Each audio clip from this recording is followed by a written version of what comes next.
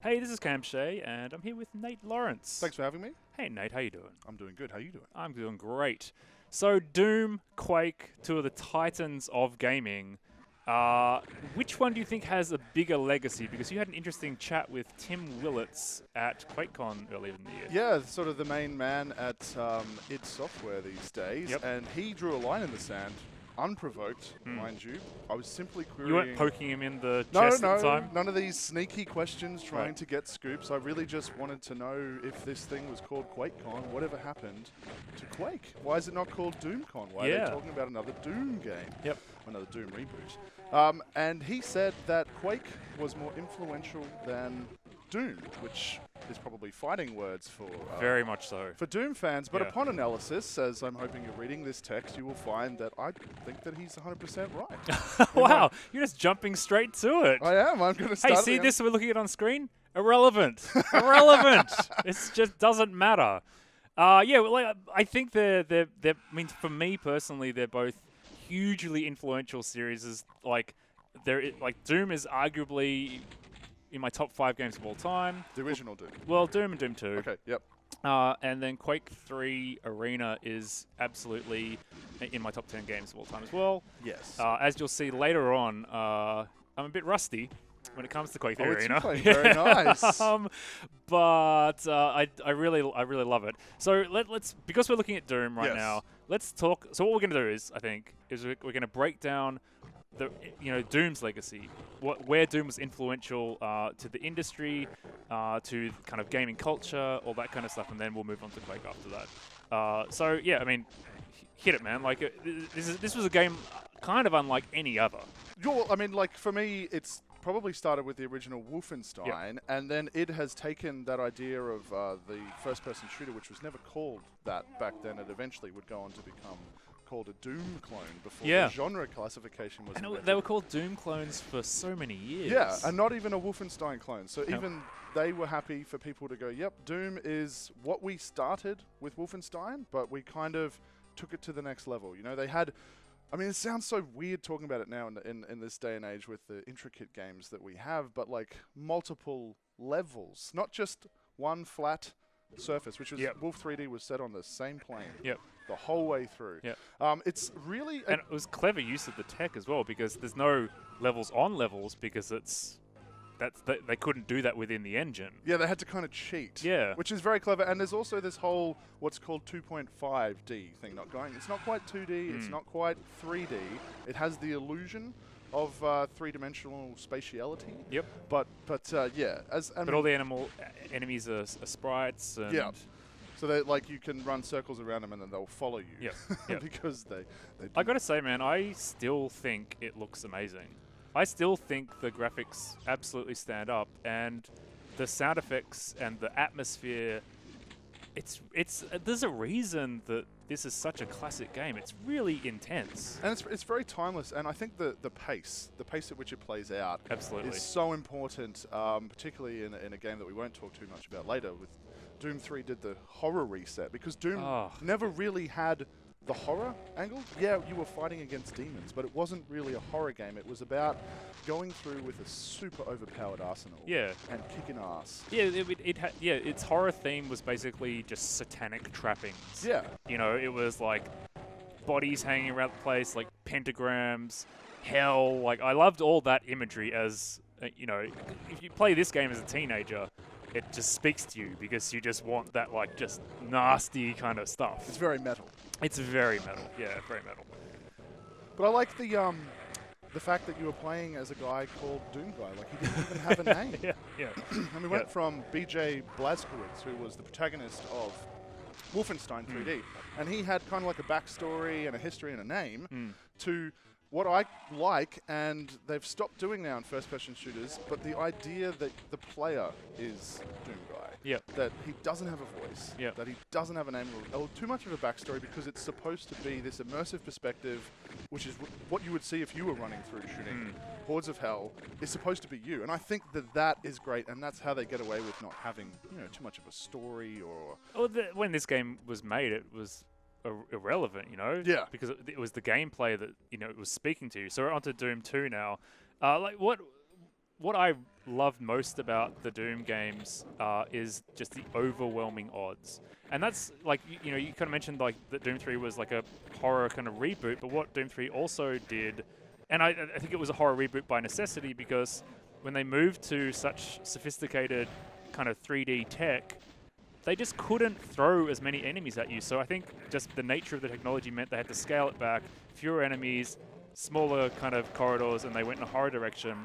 Whereas for me, Doom and Doom 2, it is about just these overwhelming odds, these tricks and traps where a door comes up and suddenly you are just surrounded. It's the intensity of it, and Doom 3 was really lacking that for me. Yeah, and one of the technical limitations, according to John Carmack at least, was the fact that he had to choose, or the player, sorry, had to choose between either flashlight or gun because of technical limitations, which for me created this artificial horror. So you either could see or you could shoot. You couldn't do both, which was kind of tacky, I thought. But going back to the original Doom, and Doom 2 certainly, where, again... Super shotgun. It's a super shotgun. What a classic. So that was the only new addition to the arsenal. And it very much plays like the original Doom, but that wasn't a bad thing back in those days. When sequels were coming, like, what, a year or two after the original game, when they're kind of being churned out, and they're kind of running with this momentum, this is where run-and-gun gameplay was born. And as a player who nowadays still likes to play in the shooter space as an aggressive run-and-gun or lone wolf type person, this thing will be always timeless for me.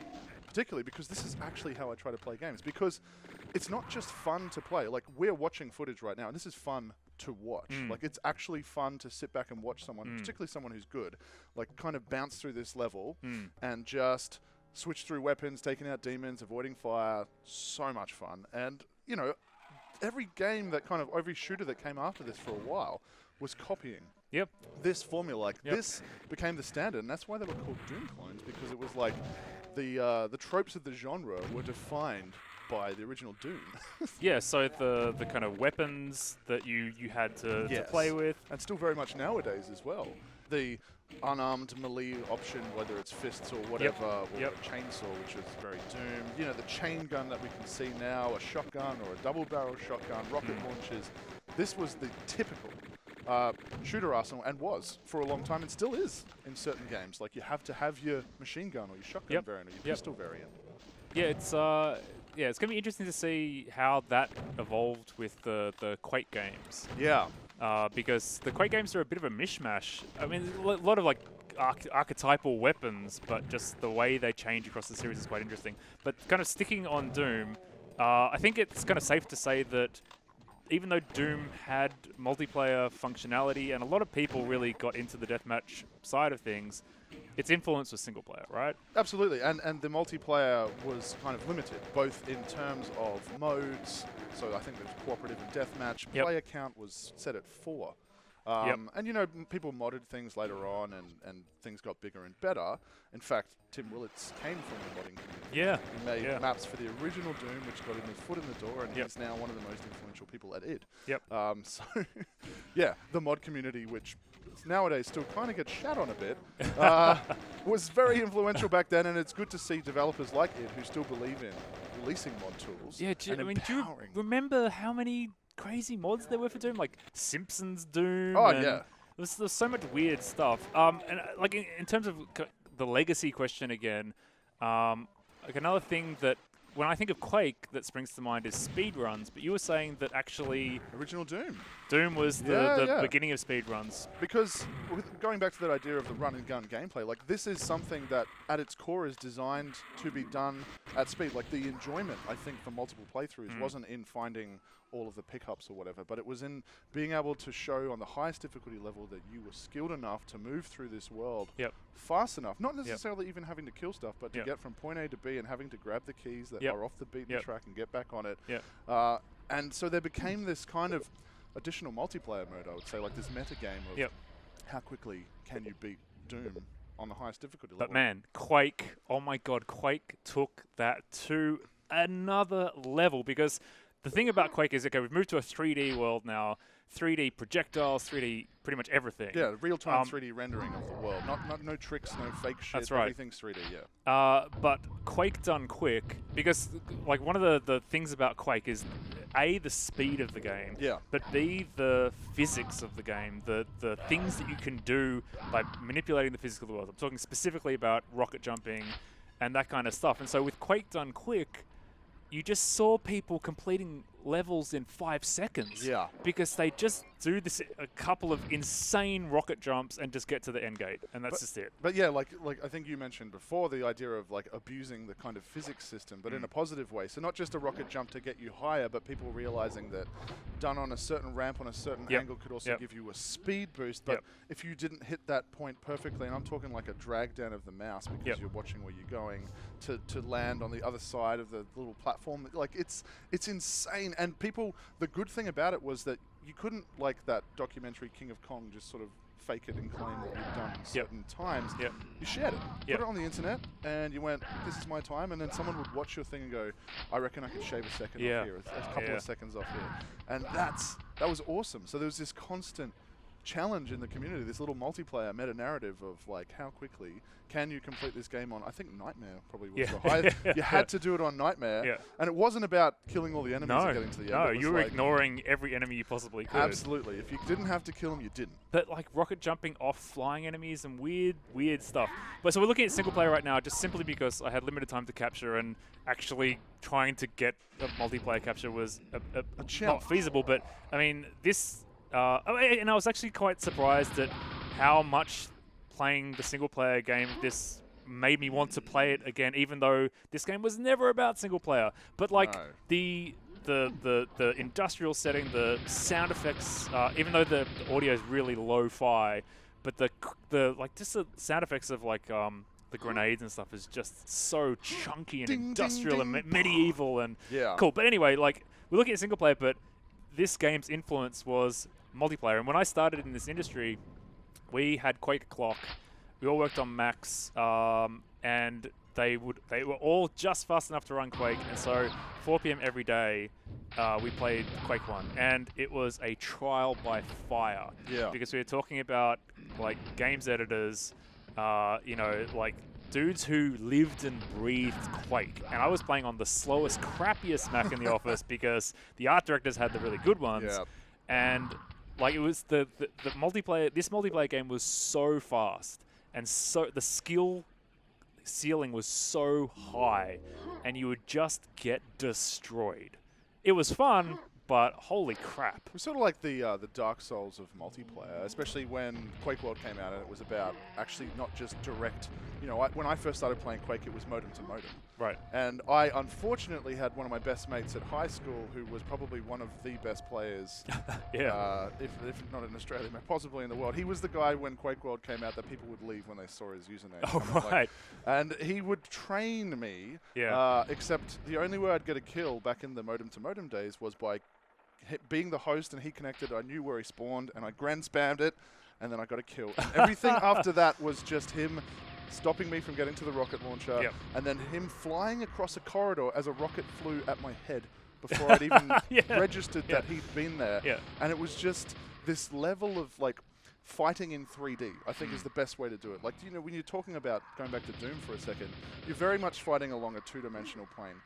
In single player in this, like, there are enemies above and below you, but for the most part, you're still running along a traditional, you know, 2D plane, staying to the ground, but multiplayer, the rocket jump, switch to whatever gun you've got if you run out of rockets while midair to get off a shot, particularly when we moved to Quake 2, which was the rocket jump to railgun combination at insane speeds where you had to pull off that one shot or you were dead because you were exposed because there was such... Well, we've moved on to Quake 2 now. But we're going to stick with Quake 1 because Quake 1 is the granddaddy of all this stuff. Do you want to kind of chat through some of that advanced movement beyond just like rocket jumping, like the inertia, the lack of inertia? Yeah. So the idea, like, and a lot of things that we take for granted in shooters nowadays, and if you tried to replicate what happens, how you move in a shooter game, you couldn't, because if you run, you can't stop on a dime. You have to do a little half step or two to slow down, especially if you're sprinting, and these games are designed to be played at pace. So you could start and stop sprinting on a dime. There's no need to build up to a sprinting speed. There's no need to account for the ledge. You can just stop exactly there. But there's also what's called aftertouch. So when you're in the air with the rockets, you can still move, even though there's no possible way short of a jetpack for you to change your momentum. If you're going straight up in the air, which was the last thing you wanted to do anyway, because you were the most obvious target. It was little things like that, but it was also people exploiting the physics again with like ramp jumps. And then what developed into bunny hopping. Which was just an even faster way to get through the level without worrying about splash damage. And then, you know, obviously rocket jumping, but then circle jumping. Oh yeah, came into it later. Because I used to strafe jump in Quake 3, but the whole circle jumping thing, I didn't even know about that. It's fascinating, like and it's funny because not all this stuff was intended. Like rocket jumping was an accident of the physics that the player base, or perhaps somebody within it, I'm not too sure, discovered, and then it just became this absolute staple tactic to be used within the game. Which I'm sure internally at id also led to the way that the Quake franchise specifically developed was a bigger emphasis on verticality. And then jump pads started coming into it. I think in Quake 2. I don't remember if they're in the original. Correct me if I'm wrong in the comments. But yeah, so this idea that, okay, people like getting kills at high speed while they're midair, not running along planes, but it also meant that the way that you thought about running outside a door, you had to rethink where the enemy is. You know, if you're playing Counter-Strike or Call of Duty, you get a feeling once you know the map of where people will be. They'll be high, they'll be low, they'll be crouched, they'll be prone, whatever. But there might be a guy flying outside, and you have to kind of flick your mouse, and you would get this insane force-like ability to know exactly where to flick the mouse to. That's the thing, man. Like having a ball mouse playing these games, like it was so crucial. Like it feels so different. It's because it is, especially once you get onto Quake 2 and Quake 3 with the railgun, because that's that pretty much one hit kind of kill. So you flick fire. You know, it's just so you could get so precise. And I found that it was also on public servers a reminder to people. If you pulled out the railgun, they were like, "I've got a railgun." If you miss that shot, they're lining you up for that shot. Or if you miss, they're going to hit you in that next half second, because they know exactly what you're doing when you're flying at 100 miles an hour across the map. You're going for an easy, you know, railgun shot while they're kind of standing there, like, oh, and if you miss, it's all over red. It was such a another high skill weapon, because it was so deadly in the right hands, and as you will see shortly, not so deadly in the wrong hands. But like in terms of some more of kind of Quake's influences, like instant respawn after death, but you lose all your weapons and items collected. That's like something that it established and then became a staple. I mean, the mod scene for Quake was huge. Hugely influential. I mean, this was the mod scene that birthed, outside of the nerdy Quake stuff, it birthed Team Fortress, which dared to not just kind of tweak things, but to say, you know what, we're going to add a class system. Everyone isn't the same. Your guy is going to have obvious strengths and obvious weaknesses that lend itself to better team play. Because it's not just everyone running around as the same avatar with the same weapon potentiality based on pickups. It's people who have health packs. It's people who have more armor. You know, people who can run faster, so they're better flag captures. And then obviously Team Fortress 2 later down the track came out of that. So it's created this huge legacy out of a mod. And I mean, what Valve did with mods after that, but like id were the guys who started and were like, we want to give back to the community, because we've literally pulled Tim Willits out of the community. We understand what it's like and how important it is to be finding tomorrow's next talent by getting them to deliver a portfolio of something based on the games that they're playing. And yeah, like so deathmatch, team deathmatch, capture the flag, like it all just comes in this series out of these games. Like they're just so classic. So anyway, this is me hopping into to DM17 after a pretty serious absence from it. Oh, you got a hit on orb with the railgun. Very nice. This was my favorite map. This is the best map ever made in the history of video games. I wouldn't disagree with that. In fact, it was the only map that I played on the test arena stuff. It was. I remember this map just sold me. This map was enough to make me go, I will spend $100 on this game. Yeah, and there's as you can see, there's nowhere to hide. Everything is open. Yeah, you can get elevated and possibly hide a little bit behind the ledge, but they're going to jump up. They're going to shoot you. They're going to see you. So there is no camping in a corner with a railgun. You are exposed at all times, so your best bet is to move, to hope that you get to the rocket launcher before they do, the armor pickups, the health pickups, all of the... Yeah, you definitely want to be doing a circuit of the map as much as possible. But as we were talking about before, like that kind of aftertouch, so crucial on this map, because your opponents are tracking you zoomed in with a railgun anytime you're in the air, basically. Or you so, go off the edge. so when you're jinking in the air, Yep. even a little bit, it can throw them off enough for the shot to miss. And that was the difference between really good players of this map and really average players of this map was you have to always be moving around in the air. Oh yeah, absolutely. Like, you cannot just take the trajectory the game wants you to take. But you have to be what you're doing right now. You have to be getting frags in there because yeah, I'm just obsessed with the railgun, so like, I'm not getting too many kills. But that's just because I just want to play with the railgun. Why wouldn't you it's just be? so good. It was like I think there was a bit of issues with Quake 2 because what they did in Quake 1 was they made a rocket launcher that was so overpowered that nobody wanted to use anything else. So it became a race to get to the rocket launcher. And if you had the rocket launcher and were competent with it, you won. In Quake 2, they overcompensated and slowed it down way too much, but they gave the world the railgun. Yeah. The railgun was always going to come back into Quake 3, but they got the rocket launcher railgun combo perfected. In Quake 3, and that's basically all you wanted to use. I mean, occasionally you might switch to a plasma or a lightning gun for up close, but primarily this is how. Like even the shotgun was really good up close. Yep. Or the gauntlet for humiliation. Yeah, I mean, like all the weapons had their place. I think my problem as a player was that I really just focused on like a couple of weapons. I wasn't very good at weapon switching. I was never that great at this game. I just really loved it. No, I love the speed and the forcing you to think in 3D, like, and the way that, I mean, we didn't have destructibility or anything like that, but every match felt different based on the tactics that people were using, and you wanted to actively seek out people who were better than you, which is why Rocket Arena, which was one of the bigger mods for Quake 3 particularly, was my go-to place because I was a competent Quake 3 player, and then when I jumped into Rocket Arena, I was the newbiest noob, but you kept coming back because you're like, this is the only way that I'm going to get better, and it was so satisfying to beat people who were better than you. Yeah. Like no other game that I've ever played before in competitive multiplayer. So, okay, we've gotten through some of the stuff we wanted to talk about. I clearly didn't prepare enough video for us, but that's okay because there's a written piece. So if you're watching this on YouTube or whatever, you can just look up the written piece, and that goes through all of this stuff in a lot of detail. Any final thoughts? Which is more influential? I think we've kind of covered this, but let's do it again. Let's do it again. We have to go with Quake. Particularly, the final thought I'd like to add is just the engine technology that went on to become part of Valve's Source engine. So the original Half-Life, which became Half-Life 2. Yep. So id Tech 2 you're talking about. id Tech 2, yes. And id Tech became the standard for many years, and it became the standard to beat, which is why Unreal Tournament came along, Unreal Engine came along.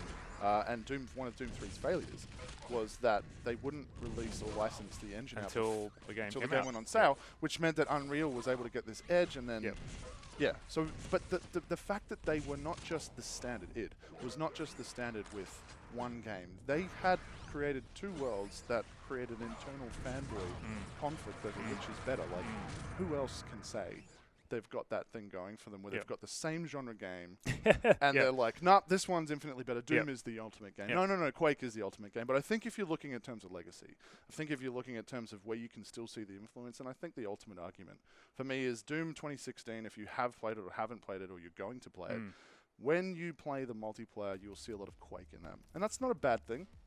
It's not a bad thing at all. It's got a lot of verticality. It's got quad damage. It's got, you know, a railgun-like This weapon. new Doom, like, looks to me like the Doom that I want to play because of that. Because it takes everything I loved about the single-player Doom experience and then throws in like a bunch of Quake. Yeah. So it's the merging of those two worlds. Yeah, single player is that. But with heaps of satanic imagery. Boom! The teenager in me is loving this. In proper 3D. Yep. So yeah, the single player will be absolutely that high lethality, fast pace. Yep. You have to get kills to get health. Yep. So this is the not sit back in camp game. This is the run through it and put a video up and people will watch it because it's going to be goddamn entertainment. Yep.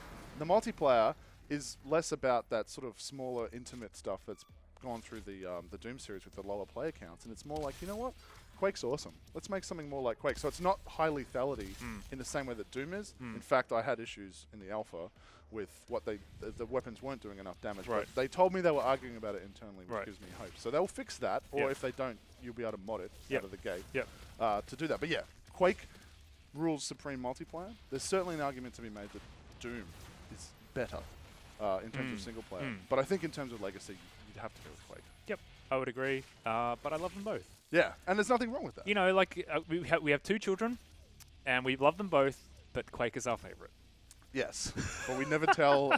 No, Sunny we would never. Doom. We would never say that little Doomy. Anyway, let's wrap it up. Thanks for this, Nate. This is really fun. We should do more of these. Yeah. And thank you for listening, everybody. And we'll see you later. See you next time.